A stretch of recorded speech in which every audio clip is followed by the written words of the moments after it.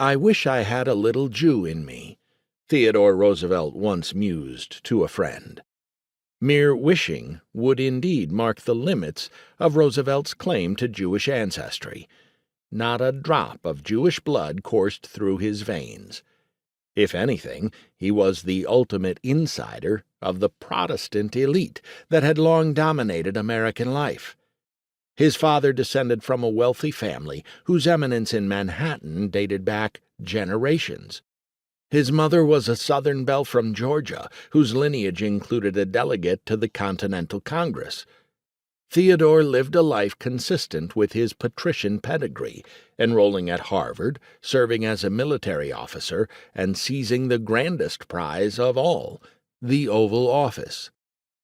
This silver-spooned statesman, who had grown up in the fashionable neighborhood of Gramercy Park in New York, had little in common with the Yiddish-speaking immigrants moistening their brows in the sweatshops of the Lower East Side just a short walk away. Roosevelt's privileged path was even further removed from the dreadful subsistence of Jews struggling to survive in Eastern Europe.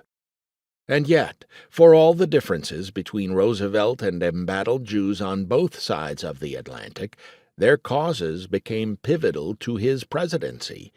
He would help shape their lives, and they, in turn, his legacy. When an assassin's bullet felled William McKinley and catapulted Vice President Roosevelt to the White House in 1901, few could have imagined the central role that Jewish issues would play in TR's administration. But those issues would make front-page headlines, feature in State of the Union messages, and become rallying cries in political campaigns. It is striking, then, how little ink historians have spilled on the Jewish dimensions of his presidential tenure.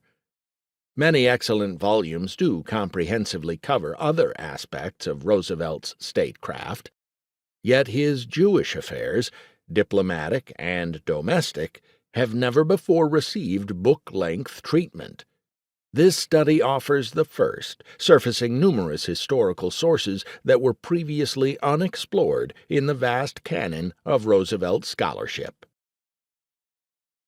Notwithstanding Roosevelt's blue-blooded background, arguably no predecessor of his would have arrived at the White House better prepared to address anti-Semitism abroad and its ripple effects at home.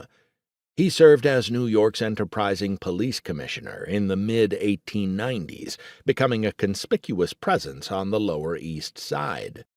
Nowhere else in America did Eastern European Jewish immigrants concentrate in such immense numbers.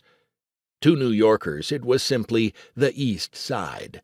Jewish crowds crammed into local venues to hear Commissioner Roosevelt espouse his egalitarian ethos.